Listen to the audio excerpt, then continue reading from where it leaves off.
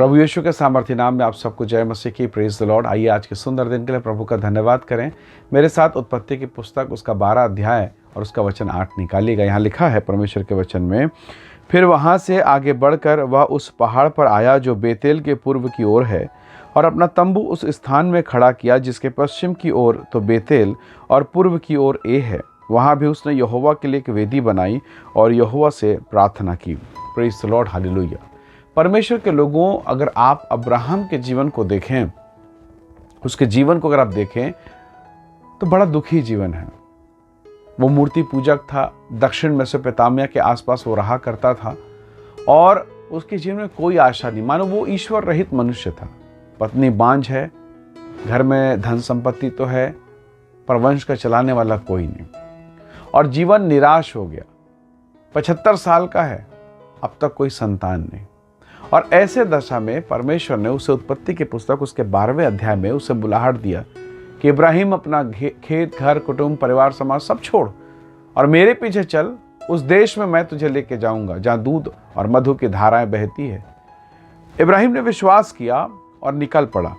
यदि आप इब्राहिम के जीवन को अगर आप टटोलें तो इब्राहिम के जीवन में एक अच्छी बात यह थी, वो जहां भी जाता अपना तंबू खड़ा करता, पर सबसे पहले वो वेदी को बनाता था।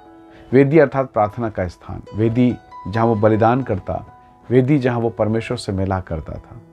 मैं जानता हूँ आप भी प्रार्थना करने वाले व्यक्ति हैं। आप प्रतिदिन परमेश्वर के वचन को सुनते हैं, प्रतिदिन पढ़ते हैं और अपना समय निसंदेह आप प्रभु के चरणों पर बिताते हैं। परमेश्वर के लोगों, इब्राहिम के जीवन में एक विशेष विषय था और इसी आदत के कारण या इसी व्यवहार के कारण वो बहुत आशीषित हुआ। वो शत्रुओं के ऊपर प्रबल हो जाता था, राजा उससे डरते थे और परमेश्वर ने उसे शून्य से, फर्श से कहा जाता है, फर्श से अर्श तक, यानी उसको जीरो से उसने परमेश्वर ने उसे ऊंचा उठाया। इतना अधिक वो आशीषित हुआ कि परमेश्वर यहोवा उसके साथ था, प्रभु उससे प्रसन्न था। उसको सीधा सीधा उसको दर्शन मिला, दूतों का दर्शन। और आप देखेंगे कि संसार में उसने 75 साल बिताया, शून्य अवस्था में, जीरो, बेइज्जती का जीवन, अपमान का जीवन, निराशा का जीवन। पर आप देखेंगे जब वो 25 साल हुआ है, यानी जब 100 साल का होता है, मैं कहूँगा 99 वर्ष, 24 साल, जैसे वो 100वें साल में प्रवेश करता है, उसके घर में एक बेटा पैदा होता है। यानी प्रभु के साथ अभी चले मात्र 25 साल हुए हैं, मात्र 25 साल। और इस 25 साल में उसने कितनी उन्नति की। उसके धन संपत्ति पूरे देश भर में फैल गई। उसके साथ रहते ही रहते उसका भतीजा इतना धनवान हो गया कि दोनों अलग हो गए। इतनी संपत्ति और इतना बिजी, इतना व्यस्त होने के बावजूद कितने नौकर चाकर होंगे, जरा सोचिए, जिसकी संपत्ति पूरे देश भर में। हमारा छोटा सा मकान है, आपका और मेरा छोटा सा मकान होगा, और इस छोटे से मकान में पति पत्नी, बच्चे और बुजुर्ग हैं, और हम इतने बिजी हैं कि हमारे पास फुर्सत नहीं। हम बोलते हैं मेरे पास बिल्कुल फुर्सत नहीं, मेरे पास बिल्कुल समय नहीं, यहाँ करता हूँ, वहाँ जाता हूँ, ये करता हूँ, वो करता हूँ। हम अपना टाइम बताते हैं। इब्राहिम, उसकी संपत्ति, उसकी प्रॉपर्टी, उसके नौकर चाकर पूरे देश भर में फैले हैं। वो कितना बिजी होगा। और वो वेदी बनाता है। क्यों बनाता है? क्योंकि उसे मालूम है, मैं परमेश्वर की वेदी बनाऊंगा, परमेश्वर मेरा घर बनाएगा, परमेश्वर मेरा बेटा का जीवन बनाएगा, परमेश्वर मेरी पत्नी का जीवन बनाएगा। हम क्या कर रहे हैं?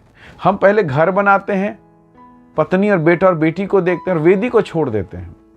प्रॉब्लम यहीं पर है। अगर आपने वेदी छोड़ा, आपने अपनी आशीष को छोड़ा।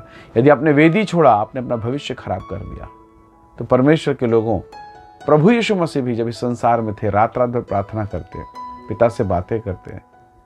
अगर आप अय्यूब के जीवन को देखें तो बड़े सवेरे उठकर प्रभु के सम्मुख में आता, वेदी पर बलिदान चढ़ाता। यदि आप दाऊद के जीवन को देखें तो दिन में 7 बार वो स्तुति करता है। कहता है, मैं रात के हर एक पहर के मैं उठ जाता हूं और तेरे वचन कर मन को लगाता हूं। दानियल जैसा व्यस्त व्यक्ति दिन में 3 बार प्रार्थना करता है, जबकि राजा ने चिट्ठी लिखा, आदेश दिया, उसके बावजूद। हालेलुया।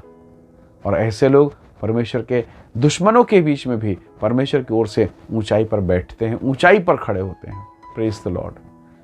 बाइबल कहती, परमेश्वर के वचन में लिखा है, वहां भी उसने यहोवा के लिए एक वेदी बनाई और यहोवा से प्रार्थना की। इतना बिजी होने के बाद, जब हमारे पास काम नहीं, हमारा जॉब नहीं, हमारी नौकरी नहीं, हमारे प्रार्थना का विषय बहुत लंबा होता है ना।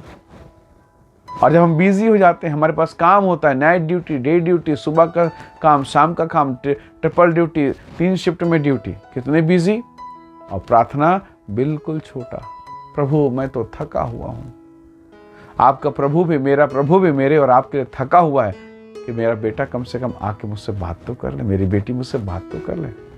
24 घंटे में 24 मिनट हमारे पास नहीं है। 24 मिनट नहीं, 2.5 मिनट की भी प्रार्थना होती तो मन बड़ा बोर होने लगता है, ज़्यादा हो रहा है ऐसा लगता है। परमेश्वर के लोगों, इब्राहिम इसीलिए आशीषित हुआ, उसकी पत्नी इसीलिए गर्भवती हो पाई बुढ़ापे में, क्योंकि उसने अपने जीवन में परमेश्वर की वेदी को पहला स्थान दिया, प्रभु से मिलना पहला स्थान। और परमेश्वर तो ऐसा ही है। प्रभु यीशु मसीह ने कहा यूहन्ना अध्याय 4 में, अगर 23-24 वचन को पढ़ें तो लिखा है, परमेश्वर आत्मा है, अवश्य उसके भजन करने वाले आत्मा और सच्चाई से करें। परमेश्वर ऐसे लोगों को ढूंढता है।